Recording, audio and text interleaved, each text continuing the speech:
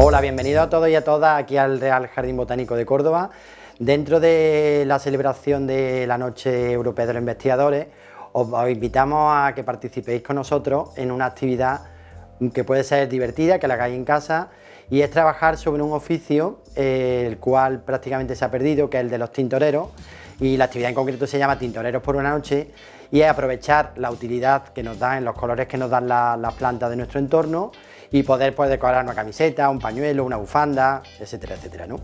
¿Por qué hacemos esto del jardín botánico? Bueno, lo hacemos porque dentro de lo que es la línea de investigación de etnobotánica, que bueno, como todos y todas sabéis, aquí hay un museo de etnobotánica. Una de las líneas de trabajo del jardín sería investigar qué uso y qué utilidades tienen las plantas, han tenido las plantas a lo largo de nuestra historia. Esto que os presentamos aquí, aunque pueda pareceros bastante simple y tal, es una historia que tendríamos que remontarnos casi a la aparición de la humanidad sobre la Tierra. ¿Por qué os cuento esto? Bueno, pues porque desde los inicios de la humanidad, de la historia de la humanidad, hemos estado utilizando plantas para infinidad de cosas. En concreto, la hemos utilizado para extraer fibras con las que vestirnos, ¿vale? Como tenéis aquí un muestrario, fibras naturales, hablamos de fibras naturales, tanto animales como en la lana, como vegetales, como puede ser el lino, el maíz, el bambú, la choricia, la soja, sobre todo el algodón, ¿vale? Y por otro lado, hemos utilizado para decorar tanto estas fibras, es decir, nuestros vestidos, hemos utilizado un montón de plantas, casi todas las plantas dan un color, hemos seleccionado unas pocas para dar color y dar vivacidad y dar decoración tanto a los tejidos como a nuestra piel, como por ejemplo el caso que se sigue haciendo en Marruecos con la henna, o incluso las viviendas habituales tipo las cuevas y tal, que la utilizaban y la decoraban también con este tipo de color vegetal y animal. Os presentamos aquí, pues bueno, con lo que vamos a trabajar, que sería por un lado la fibra, por otro lado las plantas y por otro lado unos aliados nuestros que nos van a servir para que el tejido que vayamos a teñir, en este caso vamos a teñir lana, tenga la capacidad de absorber el tinte y no soltarlo cada vez que lo lavemos, que serían unos productos químicos que sería el cremor tártaro y el alumbre, que nos sirven como aliados, es decir, como mordientes para que el tejido absorba el color y no se suelte cada vez que lo lavemos con el uso y con el paso del tiempo. Bueno, el primer elemento que tenemos que tener en cuenta es la elección de la fibra que vayamos a teñir. Yo recomiendo que no nos compliquemos demasiado la vida, que trabajemos con las fibras que tengamos, las más habituales y que tengamos en casa, o bien cualquier tejido hecho de lana, como la que tenemos aquí, o lana sin tejer ni nada, o ya algo tejido, o bien una camiseta que tengamos blanca de algodón que le queramos dar una nueva vida, un nuevo color, ¿vale? Entonces, dependiendo del tipo de fibra que vayamos a utilizar, tendremos que hacer un proceso distinto. Pero antes de pasar al siguiente proceso, que sería el mordentado, ya que estamos aprovechando que estamos en el Real Jardín Botánico de Córdoba, os quiero enseñar algunas fibras que no son muy habituales, o que son cada vez más habituales, pero no muy conocidas y que no las podemos encontrar en el mercado. Por ejemplo, si vemos este pequeño muestrario que tenemos aquí, una fibra que se ha utilizado hace miles de años en el Mediterráneo, sería el lino, ¿vale? El lino es una planta herbácea anual mediterránea que nos trajeron desde el Mediterráneo oriental, ha venido hacia Europa, toda la costa mediterránea de Europa. Y como curiosidad, decir que ya los egipcios utilizaban el tejido de lino, entre otras cosas, para hacer las vendas con las que envolvían las momias de sus muertos, de los faraones, de toda la gente más importante que moría. Otra fibra que se está utilizando muchísimo por la calidad que tiene es la del maíz. Muy curiosa, una planta americana, una planta que cambió también la historia de la humanidad, porque la trajeron en los primeros viajes que hizo Colón, ya vino con esta planta. El bambú, que está muy de moda ahora para hacer calcetines y ropa para hacer deporte, porque transpira muy bien, evita un poco el sudor. El ramio, que es otra planta oriental. Y como curiosidad hemos metido aquí dos fibras animales, la lana, por todos conocidos, y la seda en este caso hemos colocado, en vez de un tejido como podría ser este ya que le hemos teñido con té o con cochinilla, hemos querido poner el origen de la seda, que es este, en los capullos del gusano de la seda, ¿vale? Aproximadamente dicen los expertos que de un capullo como este se puede obtener un hilo súper resistente de hasta 1 kilómetro de longitud. A continuación tenemos la fibra vegetal reina en nuestra cultura, que es el algodón, y por último dos de ellas, que es la soja, que se extrae con la proteína de la soja, y una planta americana que sería muy curiosa de que la visitarais, que la vierais en el jardín. Es un árbol que tiene aproximadamente aquí en nuestro recinto, pues tiene aproximadamente más de 3 metros, una planta de América, como digo, la choriza especiosa, y que da unos frutos que son como unas vainas grandes, con una cáscara dura, y que al madurar se abren y sueltan una fibra con la cual se elaboran edredones, cojines, almohadas, y la característica que tiene, bueno, es que para los alérgicos a la pluma o al algodón o a cualquier otra fibra, esta no produce ningún tipo de alergia, ¿vale? El proceso siguiente, una vez que hemos seleccionado nuestra fibra, en concreto, como os digo, nos complica la vida, fibra animal, lana, fibra vegetal, el algodón, tendríamos que pasar a preparar esta fibra para que el tinte agarre bien, no se vaya y nos dure mucho tiempo. Ese sería el segundo paso, el mordentado. Mordentar significa atrapar, viene del verbo latino mordere, ¿no? Significa atrapar. Entonces, ¿qué es lo qué dos productos vamos a utilizar nosotros? Por facilidad, por tener a mano siempre la lumbre y el cremor tártaro, ¿vale? Tendríamos que hervir la lana en concreto, que es el efecto más visual, más bonito, es precioso el efecto final. Tendríamos que hervirlo durante media hora con una cantidad previamente pesada, dependiendo del peso de la lana, ¿vale? Eso dura aproximadamente una media hora, el hervir el tejido. Y si veis, aquí tengo ya una lana mordentada previamente, ya secada, y si veis prácticamente no tiene ninguna diferencia con la lana sin mordentar, ni el color ni nada. ¿Qué es lo que ocurre? Que si pudierais tocar la fibra, esta está mucho más suave que la mordentada está un pelín más áspera, pero en la siguiente fase, que es el teñido, la tinción y el lavado posterior con jabón neutro, va a coger la suavidad de la lana como si no hubiéramos pasado por este proceso. ¿Qué es lo que desde aquí os transmitimos? Varias cosas. Os transmitimos, primero, cualquier material vegetal da un color seguro. Nos puede gustar más, nos puede gustar menos, puede ser más o menos duradero, puede ser más o menos fuerte, más o menos atractivo, pero cualquier material que tengamos a mano daría un color, ¿vale? Segundo, ¿qué recomendamos del jardín botánico? Que empecemos a utilizar cosas que en principio en casa tenemos y que incluso vayamos a desechar. Por ejemplo, vamos a ver luego hueso de aguacate, que lo tiramos directamente, la cáscara de la cebolla, que también la tiramos, la cáscara de la granada, que también la tiramos a la basura.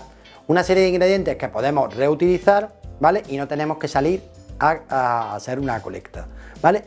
Tercero y importante, cuando vayamos si queremos algún material que no tengamos, que queramos innovar, que queremos algo más exótico, o bien comprarlo en un lugar que nos certifiquen que el origen es sostenible, que es medioambientalmente correcto, porque si salimos al campo no sabemos lo que coger, podemos coger la planta entera, podemos arrancarla y esa planta ya no volvería a crecer, etcétera, etcétera. Entonces recomendamos empezar con lo que tenemos en casa.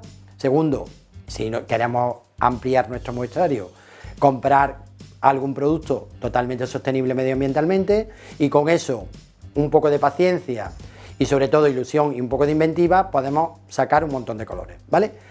¿Cuál es el proceso para teñir nuestros tejidos? Muy fácil, ¿vale? Utilizar siempre un material exclusivamente para teñir, es decir, la cacerola que utilicemos en casa para hacer la comida, las lentejas o el pollo, etcétera, etcétera, no podemos utilizarla para eso y luego volverla a utilizar en la cocina, ¿vale? Que lo que utilicemos sea exclusivamente para teñir la fibra, ¿vale?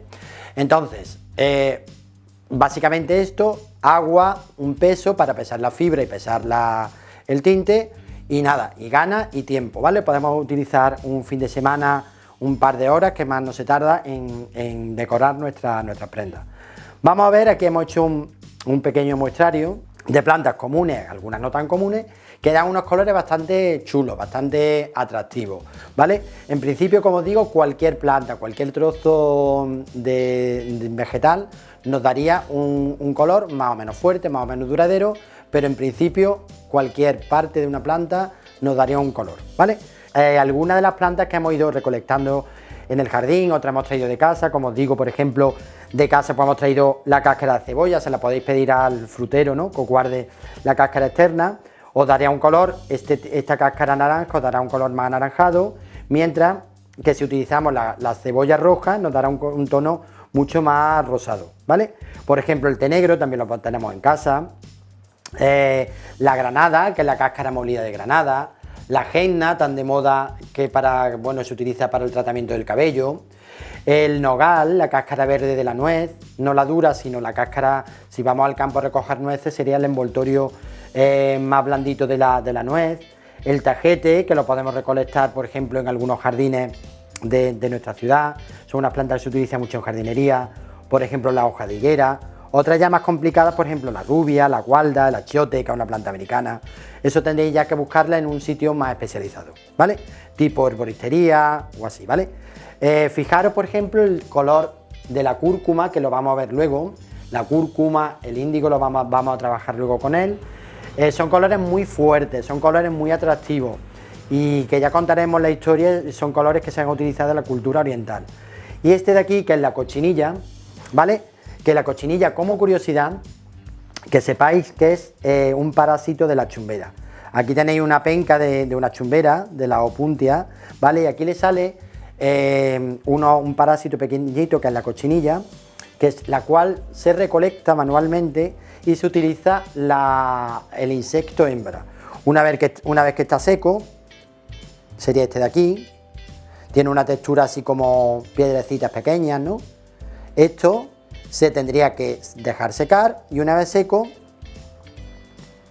aquí lo hemos machacado con el mortero, da un polvo muy burdeo, muy rojizo, un granate, ¿vale? Se llama también grana.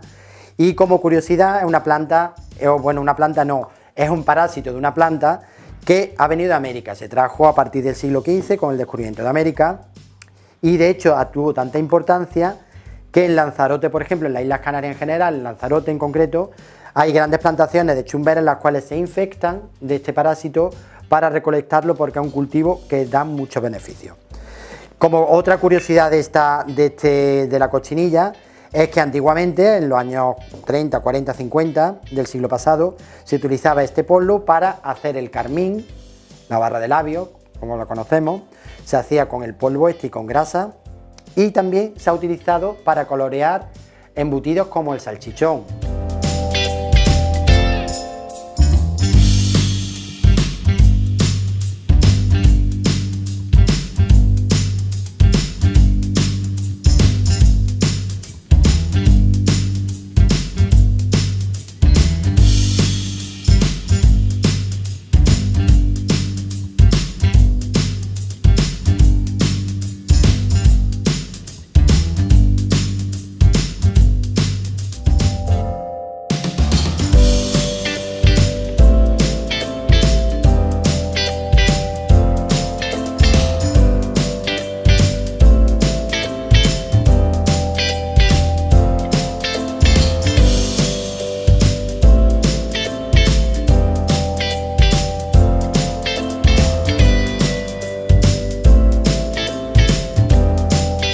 Y veis cómo el resultado es bastante espectacular.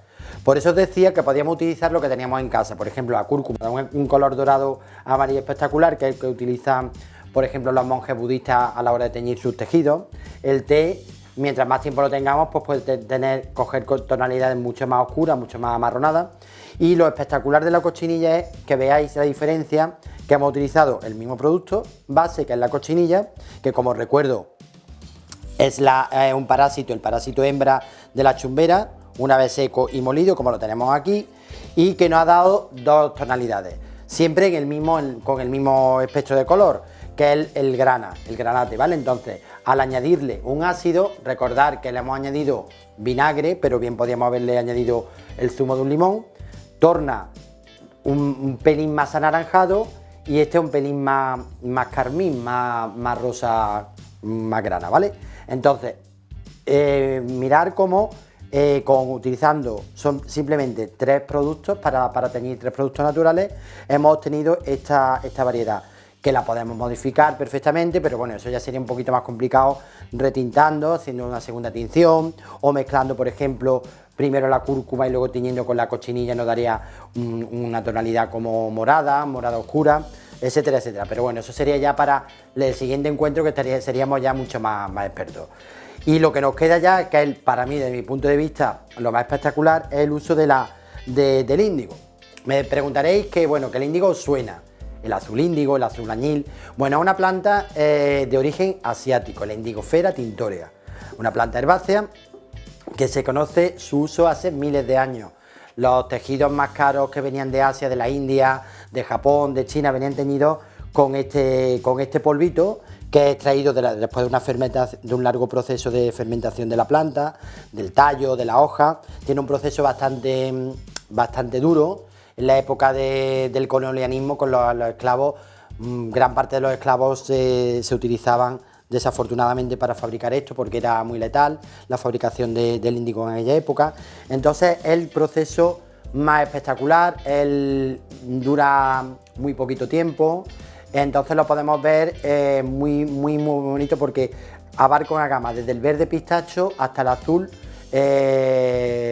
vaquero, hasta el azul añil o vaquero, ¿vale? ¿Cuál es la historia de esta planta? La historia de esta planta le llaman el oro azul. Podemos recordar que nos vienen escenas a la mente, por ejemplo, de películas, de reportajes sobre naturaleza y sobre distintos pueblos. Los bereberes utilizan unos mantos, le llaman el pueblo azul, porque utilizan una especie de mantos que lo cubren todo el cuerpo y están teñidos con esta planta, con el índigo. ¿Por qué le llaman el pueblo azul? Porque de utilizar durante tanto tiempo esta ropa teñida con añil, su color de piel se va tornando no azul, pero tiene unos reflejos que le va dando a la piel unos reflejos azules, ¿vale? Esta planta, como digo, tiene muchísima historia, ha costado mucho dinero a lo largo de la historia, y se han hecho ricos muchísimas familias nobles que traían desde Oriente esta planta. De los tejidos, como veis, nosotros hemos actualizado un poco el concepto y hemos hecho un mantel con índigo, haciendo los típicos nudos, las reservas para que no se tiñan, y un poco así psicodélico, ¿no? un diseño psicodélico, pero que esto es muy actual, este tipo, pero en Japón se hacen unos estampados preciosos a base de cuadros. Entonces lo que vamos a hacer ahora es explicar un poco, ver qué es lo que tengo aquí, que no es ni unas lentejas, ni un pollo al ajillo, ni nada, que es una tina de índigo, un baño de índigo o de añil, ¿vale? Que está preparado previamente, porque es laborioso hacerlo, dura aproximadamente la elaboración 1 hora, pero después el resultado se puede ver en 4 o 5 minutos, como lo vamos a ver.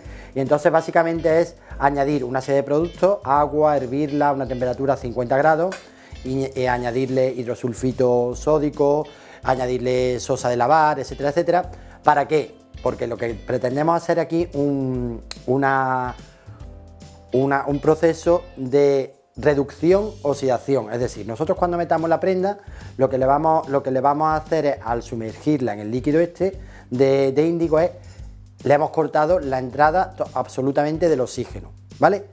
Va a coger un color que no adelanto cuál es, lo vamos a ir viendo el proceso ahora de momento con unas camisetas, y al sacarla se va a producir un proceso de oxidación, es decir, se va a oxidar, va a tornar el color, le da el oxígeno, la luz y torna de color. Si podéis observar cómo en la superficie del agua, ya teñida de un azul, bueno, sería un color indefinido, ¿no?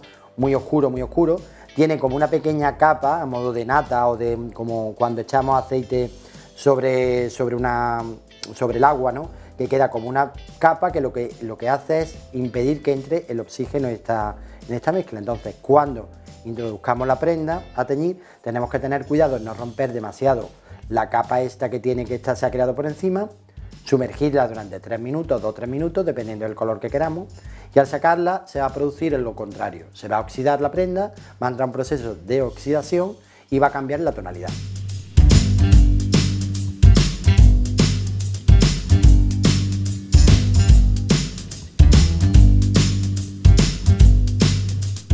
Bueno, pues manos a la obra, vamos a hacer el proceso más chulo, más espectacular, que es teñir la camiseta con el índigo, la indigofera, recuerdo, la indigofera tintorea, ¿vale? Nos va a dar un color azul añil, como el del mantel este, ¿vale?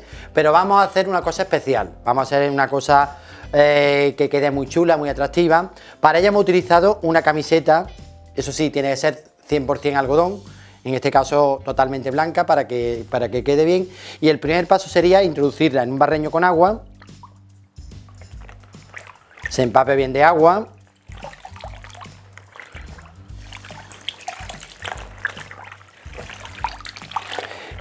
y posteriormente, una vez que la tenemos bien empapada de agua, mojada la camiseta, vamos a proceder a escurrirlo lo máximo posible, ¿vale? ¿Por qué? Pues porque lo que queremos es introducir solamente el tejido, no queremos introducir un exceso de agua, ¿vale? Entonces lo estrujamos bien. Esto serviría igual para la lana o para la seda. ¿Qué ventaja tiene este proceso?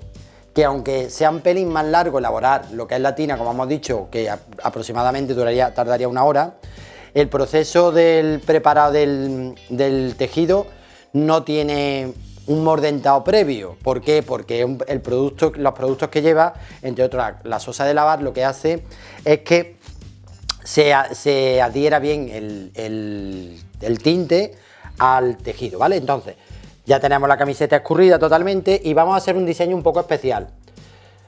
Los de mi edad e incluso un poquito mayores recordaréis cuando, que ahora mismo también es tendencia, cuando se hacían las camisetas estas muy psicodélicas con las espirales, y es lo que vamos a intentar recrear aquí, ¿vale? Vamos a empezar por este extremo.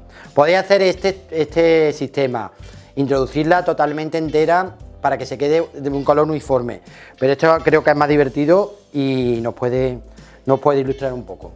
Por ejemplo, por un extremo podríamos empezar en el centro, pero bueno, vamos a empezar así, ¿vale? En un extremo, y vamos haciendo como una especie de espiral, un caracol con toda la prenda, con toda la camiseta, ¿vale? No preocuparos que esto luego se va a quedar con un diseño muy muy chulo, ¿vale? Tenemos como una especie de torta, una ensaimada, ¿vale? Y ahora, para que no se abra en el proceso, pues le vamos a poner unas gomas que tenemos nosotros aquí del jardín, que son para atar las lechugas, pero vosotros podéis utilizar hilo de algodón, cualquier goma elástica, puesto que no va a aguantar demasiado alta temperatura. La tina está a unos 50 grados aproximadamente, entonces cualquier material que utilicéis no se va ni a derretir, no le va a pasar nada, ¿vale? Bueno, la vamos a introducir, como dije antes, intentando romper lo menos posible la capa de hidrosulfito, y la vamos a mantener aquí. Lo chulo de esto es que tarda muy poquito tiempo y el resultado la verdad que es espectacular. Lo vamos a dejar aquí 3 minutitos y volvemos en pasado ese tiempo, ¿vale? Si veis, tiene un color verde pistacho, ¿vale? Y a medida que se vaya oxidando, va a ir cambiando de color, ¿vale? Ya veis que va cambiando la tonalidad, la parte de fuera de la camiseta, que le va dando el aire y la luz.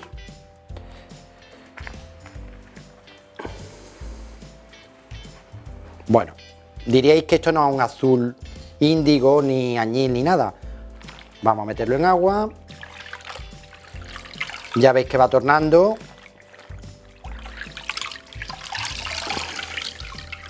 Si lo pusiéramos al sol, cambiaría mucho más rápido que lo que está cambiando ahora, porque se va viendo el proceso, que va cambiando el verde, va tornando azul. Bueno, yo aconsejo, si veis todo lo que ha soltado en la tina, es todo un color azul intenso, ¿vale? Entonces el proceso sería, para que no tengáis luego problemas a la hora de lavarlo ni nada, es echarle en este agua un chorreón de vinagre, ¿vale? Echamos un chorreón de vinagre que va a impedir que el tinte en la siguiente lavada se suelte. De todas formas, os aconsejamos que el primer lavado que hagáis en una lavadora lo hagáis la prenda sola y se ha producido, se ha terminado, se está terminando el proceso de oxidación de la prenda, pero bueno, ya se puede observar totalmente el tono azul. Bueno, ya hemos llegado ya al final de la actividad esta, que como os dije al principio simplemente era una avanzadilla, para abrirnos la boca y picar un poco para participar tanto en las actividades que hacemos de este tipo y otras más que hacemos en el Real Jardín Botánico de Córdoba. Y lo que sí quiero terminar es con una visión general de parte de los colores que nos ofrece la naturaleza, que nos ofrecen las plantas. Aquí son todo plantas muy simples, excepto el índigo, que quizás os pueda costar un pelín de trabajo encontrarlo, a no ser en tiendas especializadas, pero hemos utilizado la henna, hemos utilizado el té, hemos utilizado la cúrcuma en la cocina, la cáscara de cebolla, las hojas de higuera, el tajete, bueno, un montón de plantas que, como veis, hay un muestrario bastante amplio de colores, de tonalidades, que son parte de lo que nos ofrece la naturaleza, ¿vale?